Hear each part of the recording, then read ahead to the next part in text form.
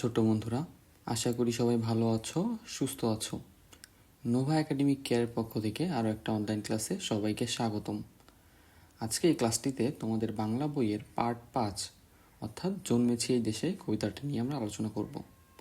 কবিতাটা লিখেছেন সুফিয়া কামাল। চলো সুফিয়া কামাল সম্পর্কে আমরা কিছু তথ্য জেনে নিই।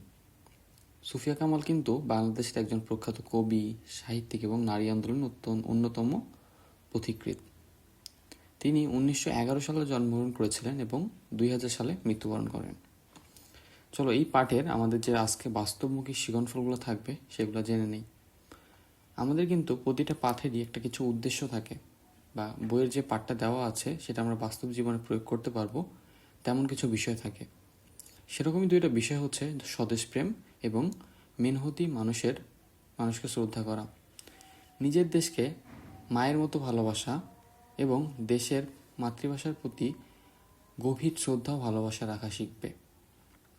মাঠে কাজ করা কৃষক এবং দেশের সকল পরিশ্রমী কর্মজীবী মানুষদের শ্রদ্ধা এবং সম্মান করতে শিখতে হবে।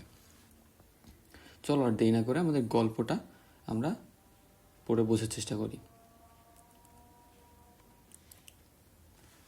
আমরা দেখতে পাচ্ছি, অনেক কথার গুঞ্জন শুনি, অনেক গানের সুর, সবচেয়ে ভালো লাগে যে আমার মাগো ডাক সুমধুর।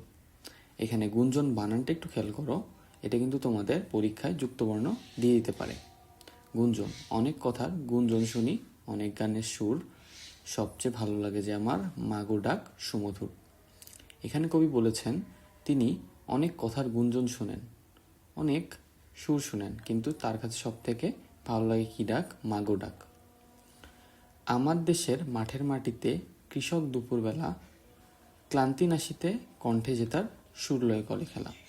তাহলে আমাদের দেশের মাঠের মাটিতে কৃষাণ যখন দুপুরবেলা মাঠে কাজ করেন তখন কিন্তু ক্লান্তি দূর করতে তারা সুর লয়ে করে খেলা, সুতরাং গান গায়। এই যে দেখতে পাচ্ছি তিনি কিন্তু গান গাচ্ছে ক্লান্তি দূর করার জন্য। চলো এর পরবর্তী দ্বিতীয় অংশে, আমরা কবিতার দ্বিতীয় অংশে চলে যাই। মুক্ত আকাশে মুক্ত মনের সেই গান চলে ভেসে, জন্মেছি মাগো তোমার কোলেতে মরি যেন এই দেশে।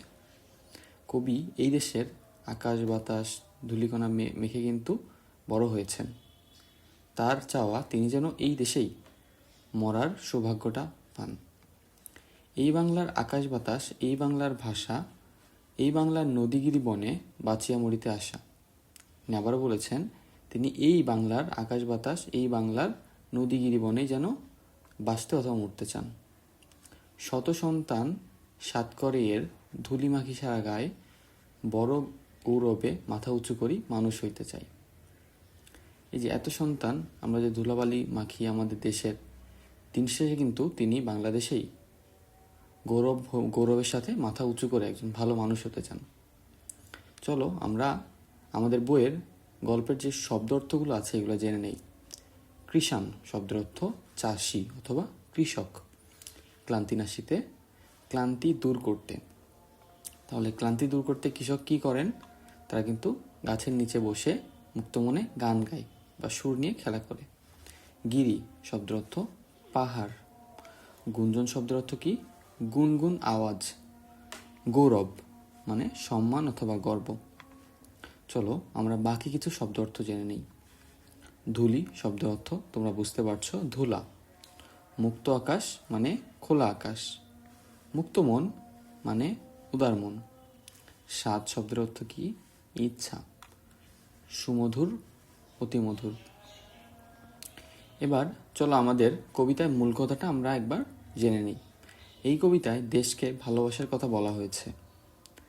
দেশ কবির কাছে মায়ের মতন। কবি এদেশে জন্মেছেন, তিনি এই দেশেই মরতে চান। এদেশের মাটি ধুলা গায়ে মেখেই আমরা সবাই বড় হয়ে উঠি। এই স্বদেশের বুকে আমরা বাঁচা মরা শেষ আশা, আমাদের বাঁচা এবং মরা শেষ আশা। তাহলে এখানে কিন্তু কবি বলছেন এই কবিতাকে তিনি দেশের নিজের মায়ের মতন ভালোবাসেন। এই কবিতায় জন্মগ্রহণ করেছেন, এই দেশেরই মাটি ধুলো গায়ে মেখেই বড় হয়েছেন। দিন শেষে কিন্তু এই স্বদেশের বুকেই যেন মাচা ভরা শেষ আশাটা করতে পারেন। এটাই কিন্তু কবিতায় গল্পের মাধ্যমে সুন্দরভাবে ফুটিয়ে তুলেছেন।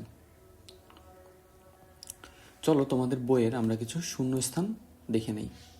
তোমাদের বইয়ে কিন্তু আমি যে উত্তরগুলো দিয়ে দিয়েছি এখানে একটা ড্যাশ দেখতে পারবা। আমি কিন্তু তোমাদেরকে উত্তরটা দিয়ে দিয়েছি। আমরা বড়দের কি করব? সম্মান করব। শ্রমিক ড্যাশ হয়ে বিশ্রাম নিচ্ছে। শ্রমিক পরিশ্রান্ত হয়ে বিশ্রাম নিচ্ছে। ড্যাশ মাঠে নানা রকম ফসল ফলাই। কারা মাঠে নানা রকম ফসল ফলায়? কৃষকরা। আকাশে সাদা মেঘ ভেলা ভেসে বেড়ায়। তাহলে কোথায় দেওয়া আছে? ড্যাশ দেওয়া আছে, এখানে আমরা দিব আকাশে। সিলেটেও ছোট বড় অনেক পাহাড় আছে। আমরা ড্যাশ দেশের নাগরিক, তাহলে আমরা স্বাধীন দেশের নাগরিক। তোমরা এগুলা নিজে নিজে ক্লাসটা দেখার পরে তোমাদের বইয়ের শূন্যস্থানগুলো পূরণ করার চেষ্টা করবে। এর পরবর্তীতে তোমাদের বইয়ের কিছু কোয়েশ্চেন আছে যেগুলো আমরা সমাধান করার চেষ্টা করব। ক্লান্তি দূর করতে কৃষক কি করেন? মাঠে কঠোর পরিশ্রম করার পর ক্লান্তি দূর করতে কৃষক নিজের মনে আনন্দে সুর লয়ে গান করেন। কবি কেন এই দেশে মরতে চান? বাংলাদেশে কবির পরম ভালোবাসা জন্মভূমি, যা মায়ের মতোই স্নেহে আমাদের জড়িয়ে রাখে। কবি এদেশের বুকেই মরতে চান। তাহলে কবির কাছে আমাদের জন্মভূমিটা পরম ভালোবাসা জন্মভূমি, যাকে তিনি মায়ের মতোই স্নেহ করেন। এই জন্য কিন্তু তিনি এই কবি এদেশে মরতে চান। মা ডাক কেন এত ভালো লাগে? মা ডাকের মধ্যে সবচেয়ে বেশি পরম স্নেহ ভালোবাসা লুকিয়ে থাকে, তাই কিন্তু মা ডাকটা এত ভালো লাগে। আমি কিন্তু তোমাকে এইখানে তোমাদের প্রশ্নের মূল যে উত্তরটা এটা দিয়ে দিয়েছি। তুমি যদি গাইডে একবার পড়ো দেখবে কিন্তু আরও সুন্দরভাবে গাইডে দেওয়া আছে। একবার রিডিং পড়লে তোমার কিন্তু এগুলো হয়ে যাবে। পরবর্তীতে আমরা 4 নম্বর প্রশ্ন দেখতে পাচ্ছি, এদেশের শিশুরা কি হতে চায়? এদেশের শিশুরা পরম গৌরবের দেশের ধূলিকণা গায়ে মেখে মাথা উঁচু করে ভালো বা আদর্শ মানুষ হতে চায়। এটা আমরা একবার পড়ি। এদেশের শিশুরা পরম গৌরবে দেশের ধূলিকণা গায়ে মেখে মাথা উঁচু করে মানুষ হতে চায়। বাংলাদেশের প্রকৃতির কি কি আমাদের ভালো লাগে? বাংলাদেশের নদী, পাহাড়, সবুজ বন, নীল আকাশ, পাখির গুনগুন আওয়াজ আমাদের খুব ভালো লাগে। এটা কিন্তু আমাদের কবিতার যেভাবে দেওয়া আছে এভাবে বলতে হবে। ধন্যবাদ সবাইকে। আজকের ক্লাসটা এই পর্যন্তই ছিল। আশা করি তোমরা ক্লাসটা বুঝতে পেরেছ এবং নিজের স্বদেশের প্রতি ভালোবাসার যে অনুভূতিটা এটা তোমাদের মাঝে জাগ্রত হবে। আমরা এখানে কি লিখেছি? ধুলি মাখি সারা গায়ে, বড় গৌরবে মাথা উঁচু করি মানুষ হইতে চাই। দেখা হচ্ছে অন্য একটা ক্লাসে নোভা একাডেমিক কেয়ারের। সে পর্যন্ত সবাই ভালো থাকো, সুস্থ থাকো। ধন্যবাদ সবাইকে।